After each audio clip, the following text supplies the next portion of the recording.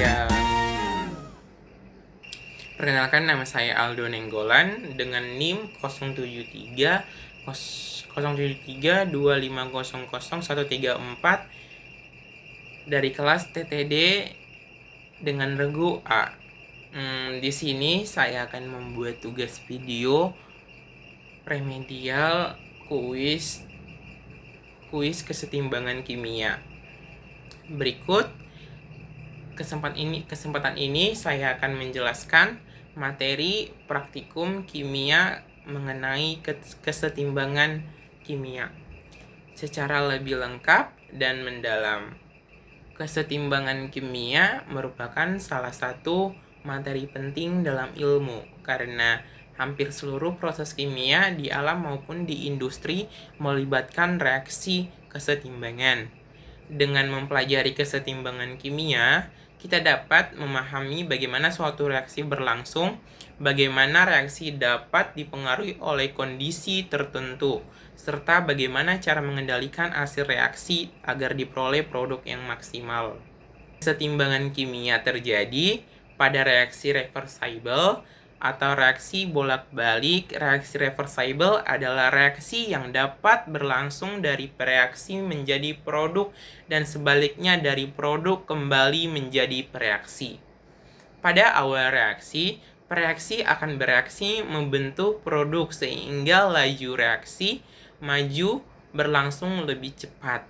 Setelah produk mulai terbentuk, sebagian produk tersebut akan bereaksi kembali membentuk reaksi sehingga terjadi reaksi balik.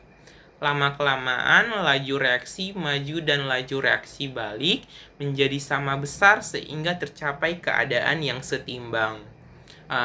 Di sini saya akan memberikan contoh reaksi kesetimbangan kimia dapat dilihat pada pembentukan amonia dalam proses Haber.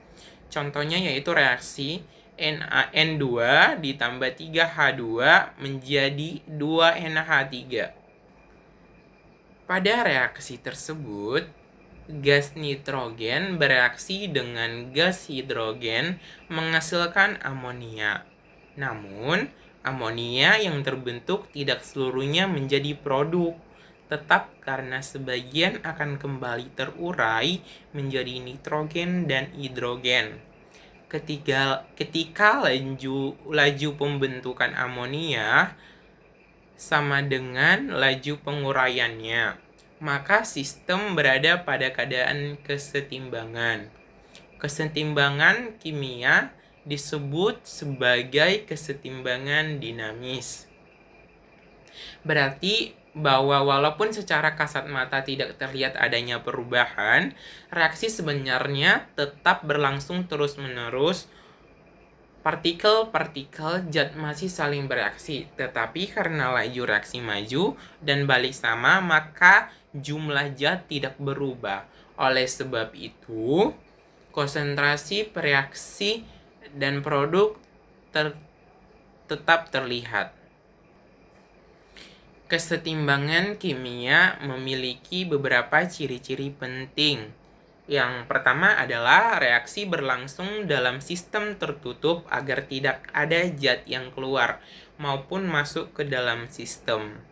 Jika sistem terbuka, maka kesetimbangan sulit tercapai karena jumlah zat selalu berubah. Yang kedua, reaksi berlangsung dua arah atau reversible. Yang ketiga, laju reaksi maju sama dengan laju reaksi balik. Yang keempat, konsentrasi zat-zat dalam sistem tetap walaupun reaksi masih berlangsung.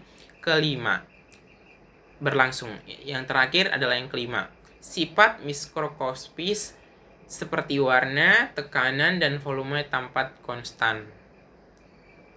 Kesetimbangan kimia dibedakan menjadi dua jenis, yaitu kesetimbangan homogen dan heterogen. Kesetimbangan homogen adalah kesetimbangan yang semua zat bereaksi dan produknya memiliki fase yang sama. Misalnya semuanya berupa gas atau larutan. Di sini Saya akan memberikan contoh kesetimbangan homogen. H2 ditambah I2 menjadi 2HI. Pada reaksi tersebut, semua zat berada dalam fase gas sehingga termasuk kesetimbangan homogen. Sedangkan kesetimbangan heterogen adalah kesetimbangan yang zat-zat bereaksi dan produknya memiliki fase berbeda. Di sini juga akan saya memberikan contoh kesetimbangan heterogen. CaCO3 menjadi CaO ditambah CO2. Pada reaksi tersebut terdapat zat padat dan zat gas sehingga disebut kesetimbangan heterogen. Dalam kesetimbangan kimia terdapat istilah tetapan kesetimbangan atau konstanta kesetimbangan yang dilambangkan dengan huruf K. Tetapan kesetimbangan menunjukkan perbandingan konsentrasi produk terhadap konsentrasi reaksi pada keadaan setimbang. Bentuk umum reaksi kesetimbangan adalah A ditambah B menjadi C ditambah DD. Di sini saya akan menjelaskan rumus tetapan kesetimbangannya. K sama dengan C pangkat C, D pangkat D per A pangkat A, B pangkat D. Kesetimbangan digunakan untuk mengetahui kecenderungan arah suatu reaksi. Jika nilai K sangat besar, maka produk lebih dominan sehingga reaksi cenderung berlangsung ke kanan. Sebaliknya, jika nilai K sangat kecil, maka reaksi lebih dominan sehingga reaksi cenderung berlangsung ke kiri. Kesetimbangan kimia dipengaruhi oleh beberapa faktor yang dijelaskan melalui asas Le Chatelier. Asas Le Chatelier menyatakan bahwa jika suatu sistem kesetimbangan diberi gangguan, maka sistem akan menyesuaikan diri untuk mengurangi pengaruh gangguan tersebut. Faktor pertama yang mempengaruhi kesetimbangan adalah konsentrasi. Jika konsentrasi, di sini saya juga akan menjelaskan faktor-faktor yang mempengaruhi kesetimbangan adalah yang pertama adalah faktor konsentrasi.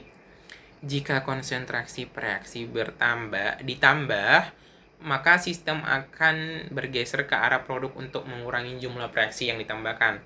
Sebaliknya, jika konsentrasi produk ditambah, maka sistem akan bergeser ke arah reaksi. Misalnya pada reaksi ion besi atau angka Romawi 3 dengan ion tiosianat. Ya, di sini saya akan menjelaskan reaksi ion besi atau 3. Fe3+ ditambah SCN- menjadi FeSCN-. Ion FeSCN2+ menghasilkan warna merah. Jika ion Fe3+ atau SCN-, warna merah akan semakin pekat karena kesetimbangan bergeser ke kanan dan menghasilkan lebih banyak FeSCN2+. Yang kedua adalah faktor suhu. Suhu sangat mempengaruhi arah kesetimbangan, terutama pada reaksi endotherm dan exotherm. Pada reaksi endotherm, panas dianggap sebagai reaksi sehingga kenaikan suhu menyebabkan kesetimbangan bergeser ke kanan. Sebaliknya pada reaksi exotherm, panas dianggap sebagai produk sehingga kenaikan suhu menyebabkan kesetimbangan bergeser ke kiri. Yang ketiga adalah faktor tekanan dan volume. Faktor ini terutama terpengaruh pada reaksi yang melibatkan gas. Jika tekanan diperbesar atau volume diperkecil, maka kesetimbangan akan bergeser ke sisi yang jumlah molnya gasnya lebih sedikit.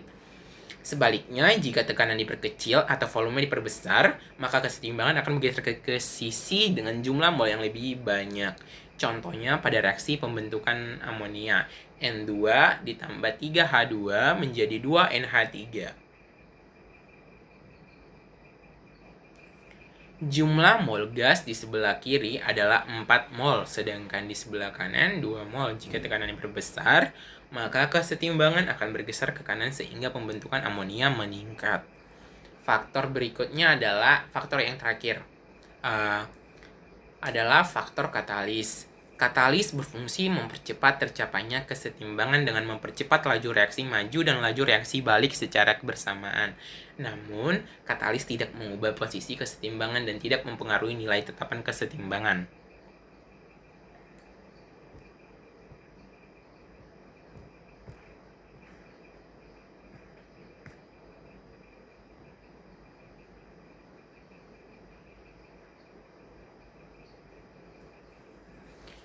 Dalam praktikum kimia, kesetimbangan kimia biasanya diamati melalui perubahan warna larutan. Praktikum dilakukan untuk melihat secara langsung bagaimana kesetimbangan dapat bergeser akibat perubahan kondisi. Selain itu, praktikum juga bertujuan untuk membuktikan teori asas Le Chatelier secara nyata.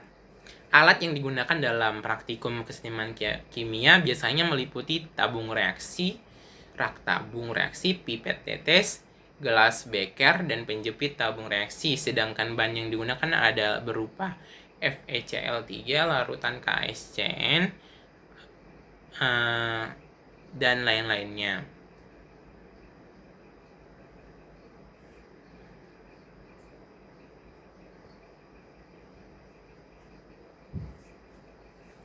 Dari penjelasan yang sudah saya jelaskan, dapat kita simpulkan bahwa kesetimbangan kimia adalah keadaan ketika laju reaksi maju sama dengan laju reaksi balik, sehingga konsentrasi zat tetap. Kesetimbangan dipengaruhi oleh konsentrasi, suhu, tekanan, dan katalis sesuai asas Le Chatelier. Melalui praktikum kesetimbangan kimia, mahasiswa dapat memahami secara langsung bagaimana suatu sistem reaksi dapat mengalami pergeseran kesetimbangan akibat perubahan kondisi tertentu. Sekian dari penjelasan dari saya. Terima kasih.